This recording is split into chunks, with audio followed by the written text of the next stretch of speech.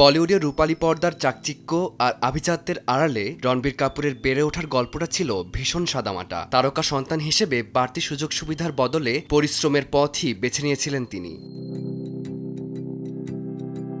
বাবা ঋষি কাপুর চেয়েছিলেন শিকড় থেকে বিচ্ছিন্ন না হয়ে জীবনের কঠিন বাস্তবতাকে চিনুক ছেলে রণবীর। আমেরিকার নামী প্রতিষ্ঠানে অভিনয়ের পার্ট নেওয়ার সময়ও একদম মাপা হাত খরচ দিতেন তিনি। মুম্বাই ফিরে সঞ্জয় লীলা বানসালির সহকারী হিসেবে কাজ শুরুর পর কেড়ে নেওয়া হয়েছিল রণবীরের ব্যক্তিগত গাড়িও।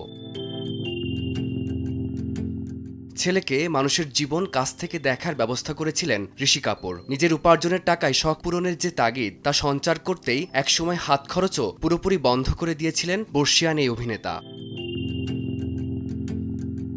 সাধারণ ঘরের ছেলেদের মতো সংগ্রাম করে চলার সেই অভিজ্ঞতাই রণবীরকে দেয় আত্মনির্ভরশীল হওয়ার দীক্ষা। পিতা ও পুত্রের মাঝে অদৃশ্য দেয়াল সচেতনভাবে রেখেছিলেন ঋষি কাপুর, যেখানে বন্ধুত্বের আবহে শাসন হারিয়ে না যায়।